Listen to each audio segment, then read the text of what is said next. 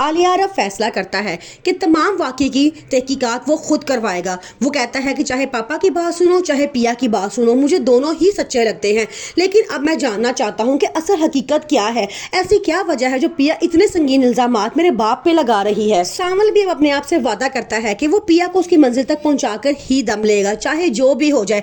वो कहता है कि सांसों ने अगर मेरा साथ दिया तो मैं हर हाल में पिया के साथ खड़ा हूँ।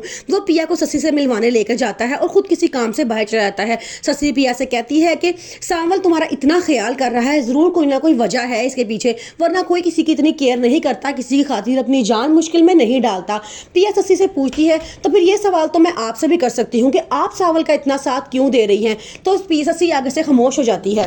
पिया अपने बाप की तरफ से ही बहुत परेशान है क्योंकि अभी तक उसकी जमानत नहीं हुई। उसका कहना यह है कि यहाँ पे कानून सिर्फ पैसों का ही है, जिसके पास ज्यादा पैसे होते हैं सिर्फ वही इस दुनिया में रह सकता है, बाकी मजलूम की कोई सुनता नहीं है। सांवल पिया को वापस लेकर आ रहा होता है तो रास्ते में मूसा के बंदे उसे गोली मार देते हैं जो सांवल के बाजू पे लगती है। सांवल की बड़ी मुश्किल से बचत होती है।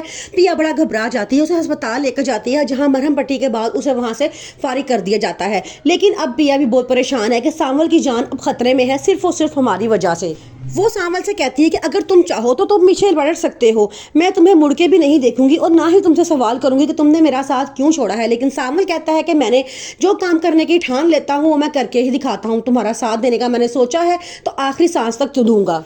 मूसा का कहना यह होता है कि अगर आलियार अपने दावे से पीछे हट गया है तो मुझे इसकी कोई परवाह नहीं है, लेकिन मैं अपने हक से कभी दस्तबरदार नहीं हूँगा। उस लड़की को मैंने जुए में जीता था, मैं उसे हासिल करके ही रहूँगा, मैं किसी किस्म में उसको नहीं छोड़ूंगा और उसने जो मेरे खिलाफ रिपोर्ट करवाई थी उसका बदला तो मैं लेकर ही रहूँगा।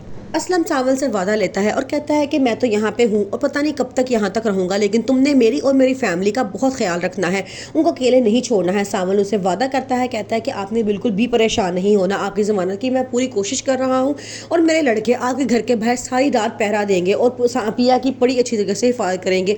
मूसा उनको कुछ नहीं कर सकता।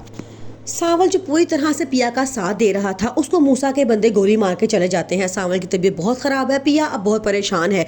उसकी मामा उसे बहुत डांटती हैं और कहते हैं कि हमने तुम्हें कितना मना किया था कि ये आग का खेल है, इससे मत खेलो, तुम खुद ही जल के राख हो जाओगे, लेकिन तुमने हमारी एक बात ना सुनी। 25 साल से तुम्हारे बाप तुम्हें बचा के फिर रहे थे सिर्फ इसी वजह से कि जो आज हो रहा है ऐसा ना हो, लेकिन तुमने हमारी बात नहीं सुनी, अब भुगतो तुम। पिया बड़ा परेशान है, समझ नहीं आ रहा अब वो क्या करे, क्योंकि वो जानती है कि सांवल ने उसी वजह से अपनी जान भी मुसीबत में डाल ली है।